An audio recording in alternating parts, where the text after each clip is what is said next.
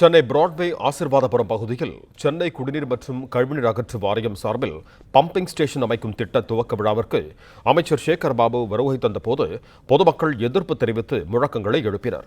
இதனையடுத்து அங்கு pumping station அமைக்கப்படாது என உறுதியளித்துவிட்டு அமைச்சர் சேகர் பாபு சென்றார்.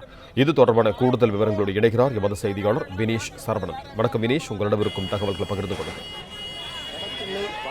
நிதியின் கீழ் சென்னையில் பல்வேறு இடங்களில் இந்த கட்டுமான பணிகள் தொடர்ந்து நடைபெறுகிறது. இன்று காலையில் 5 இடங்களில் அறநிலைத்துறை அமைச்சர் சேகர் பாபு பல்வேறு இடங்களில் ஆய்வு மேற்கொண்டார். குறிப்பாக சென்னை பிராட்வே ஆசீர்வாதபுரம் பகுதியில் குடிநீர் மற்றும் கழிவுநீர் அகற்று வாரியத்தின் சார்பில் பம்பிங் ஸ்டேஷன் அமைக்க இன்று காலை அமைச்சர் சேகர் பாபு அடிக்கல் நாட்ட வருகை தந்த நிலையில் இந்த திட்டத்திற்கு அங்குள்ள பகுதிவாசிகள் தொடர்ந்து எதிர்ப்பு தெரிவித்து அமைச்சரை முற்றுகையிட முயன்றிருந்தார்கள். ஆனால் அமைச்சர் சேகர் பாபு அவர்கள் அந்த இடத்தை தவிர்த்து மீதமுள்ள அனைத்து இடங்களிலும் ஆய்வு கொண்டு நிகழ்ச்சியை முடித்துவிட்ட பின்னர் அந்த இடத்திற்கு நேரடியாக சென்றார். பம்பிங் ஸ்டேஷன் அமைத்தால் சுற்றி இருக்கக்கூடிய 1000க்கும் மேற்பட்ட வீடுகளில் வசிக்கக்கூடிய பொதுமக்களுக்கு நோய் தொற்று அபாயம் ஏற்படும். 3 பள்ளிகள் இருப்பதால் குழந்தைகளுக்கு பாதிப்பு ஏற்படும். அது மட்டுமல்லாமல் முக்கிய சாலையாக இந்த பகுதி இருப்பதால் சாலை கிடைக்கும் வாகன ஓட்டிகளுக்கு இது சிரமமாக இருக்கும் என பல்வேறு கோரிக்கைகளை அங்குள்ள பகுதிவாசிகள் தொடர்ந்து முன்னிறுத்தி அந்த நிகழ்ச்சி நடத்துவதற்காக அமைக்கப்பட்ட பந்தலில் அமர்ந்து போராட்டத்தை நடத்தினார்கள்.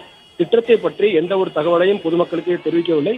பல தலைமுறைகளாக இந்த பகுதியில் வாழ்ந்து வருகிறோம். ஸ்டேஷன் அமைத்தால் இங்கு வசிக்கக்கூடிய மக்களுக்கு பெரும் பாதிப்பு இருக்கும் என கூறி தொடர்ந்து 1 மணி நேரத்துக்கு மேலாக அந்த பகுதிவாசிகள் போராட்டத்தை நடத்தினார்கள்.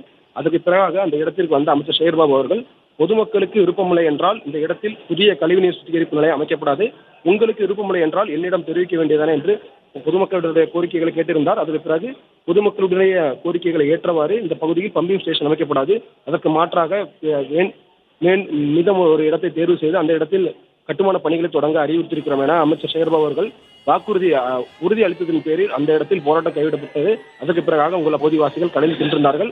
5 இடங்களில் அமைச்சர் சேகர் பாபு அவர்கள் ஆய்வு மேற்கொள்ள திட்டமிட்டிருந்த நிலையில் இந்த இடத்தை தவிர்த்து இறுதி நேரத்தில் வந்து மக்களுடன் பேச்சுவார்த்தை நடத்தினார். அதற்கு பிறகு போராட்டம் கைவிடப்பட்டிருக்கிறது.